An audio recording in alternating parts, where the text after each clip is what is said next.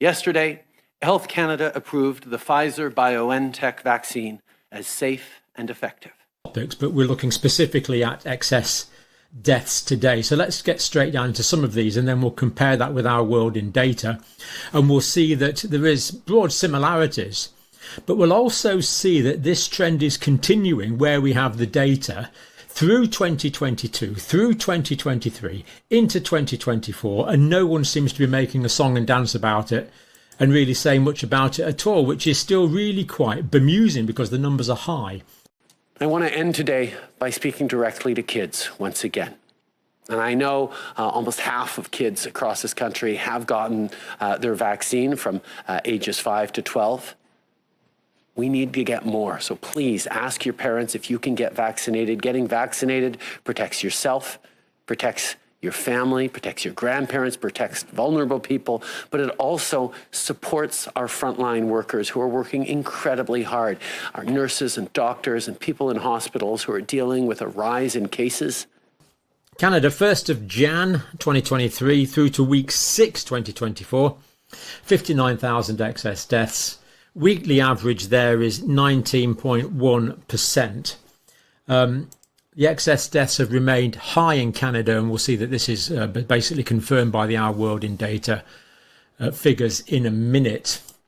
So quite what's going on there is not entirely clear, but remarkably sad. Of course, we're seeing commonality between countries, which makes you think there's going to be commonality of causality. Canada, well, dear me, still carrying on increasing in Canada. Up to about the 25% mark at the moment.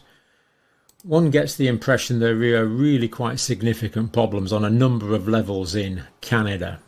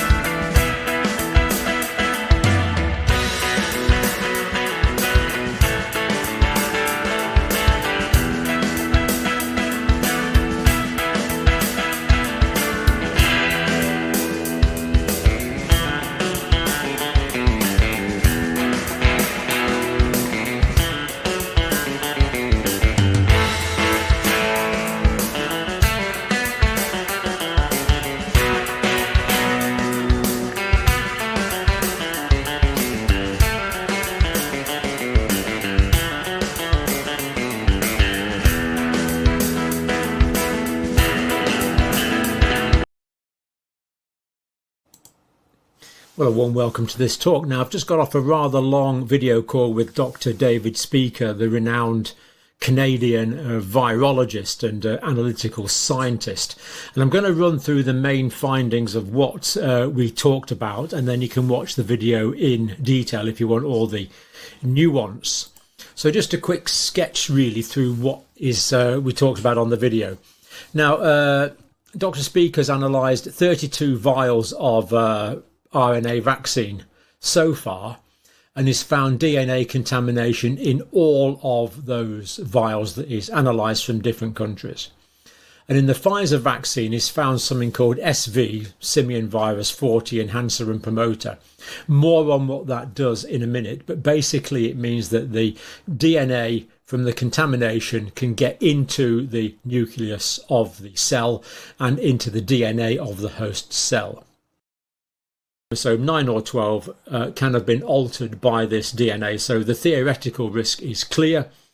And to me, that theoretical risk is enough to stop these DNA contaminated vaccines until we know one heck of a lot more about it. But we know enough to stop it now unequivocally, in my view. Health Canada has said there's no increased risk of cancers. And they also said at first that the Pfizer vaccine does not contain SV40, but they were wrong, it does. They later said that although the SV40 is present, so a bit of backpedaling there from Health Canada, that the SV40, the SV40 is the contamination sequence, one of the contamination sequences of DNA that can get back into the nuclear material of the cell and cause mutation. Health Canada says that's got no functional role. So first of all, they said it's not there. Then they said, oh, you know what it is there. Then they said, but don't worry about it. It doesn't do anything. But then Health Canada asked Pfizer about the residual fragment. So having Health Canada declared that it does nothing, they then wrote to Pfizer. So Health Canada know that this